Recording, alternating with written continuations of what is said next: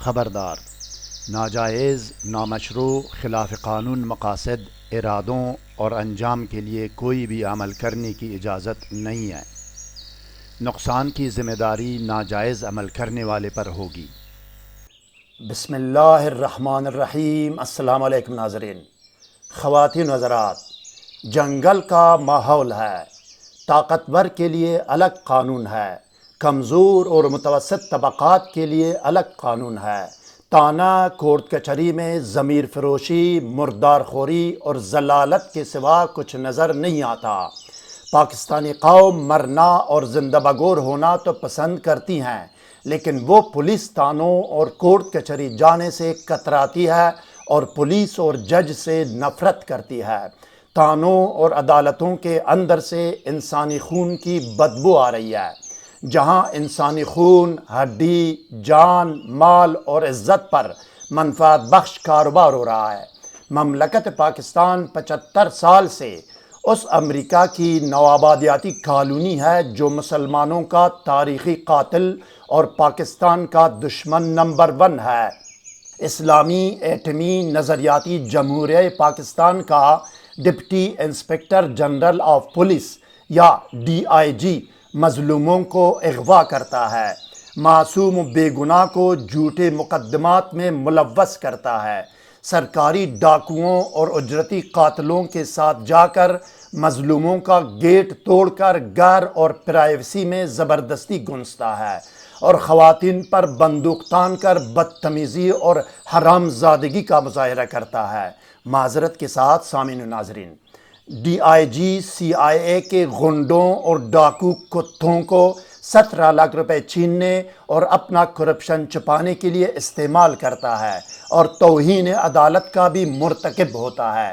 یہی DIG police corruption کے خلاف اپنے افسر اعلیٰ کیپٹن ریٹائرڈ عارف نواز خان IG پنجاب کے انکوائری آرڈر کو جوتے کی نوک پر رکھتا ہے اور مزید حرام زادگی کا مظاہرہ کر کے مظلوموں سے 17 لاکھ روپے بھی چھین لیتا ہے۔ اسی DIG کے کالے کرتوت کے پیش نظر امریکی وکیل نے امریکی عدالت میں CIA آفیشلز کو کہا تھا کہ ایمل کانسی کی گرفتاری کے لیے پاکستانی پولیس کو 20 لاکھ روپے کیوں دیے؟ پاکستانی DIG تو 10,000 روپے میں اپنی ماں کو بھی بھیج دیتا ہے۔ اندرین حالات بالا، اس بے گناہ اور مظلوم قیدی کی رہائی کے لیے آسان ترین نسخہ لایا ہوں، جو کہ سرکاری ڈاکو یا پولیس کے جھوٹے مقدمہ میں ملوث ہے اور جیل میں ہے۔ قیدی یہ آیات لکھ کر بازو پر باندھے اور یہی آیات پڑھتا بھی رہے۔ مزید جاننے اور آگے بڑھنے سے پہلے اس ویڈیو کو لائک اور شیئر کریں۔ ہر نئی ویڈیو سے باخبر رہنے کے لیے اسکالر TV کو سبسکرائب کریں۔ بیل آئیکن کو پریس کر کے آل پر ضرور کلک کیجئے گا تاکہ ہر نئی ویڈیو کا نوٹیفیکیشن آپ کو بر وقت مل سکے۔ شکریہ ناظرین۔ اب سکرین پر دیکھیں، کتاب کا وہ صفحہ آپ کے سامنے ہے جس پر یہ عمل درج ہے۔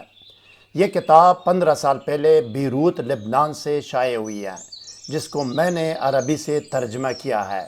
عربی آپ خود بھی سمجھ سکتے ہیں اور کسی اور عربی دان سے اس کی تصدیق بھی کرا سکتے ہیں۔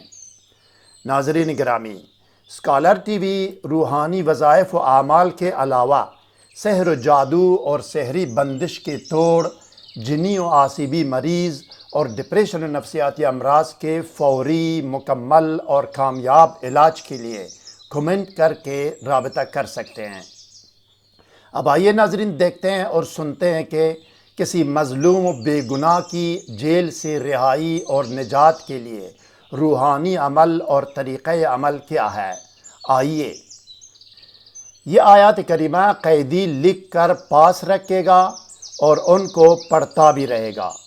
اگر وہ نہیں پڑھ سکتا تو ان کے گھر والے پڑھیں اور دعا کریں۔ آیات کریمہ لکھنے کا طریقہ یہ ہے ناظرین، 7 یا 11 مرتبہ درود شریف پڑھ کر ایک سفید کاغذ پر دم کریں۔ اب آپ کاغذ پر 1 مرتبہ درود شریف لکھیں اور اس کے بعد 1 مرتبہ بسم اللہ الرحمن الرحیم لکھیں۔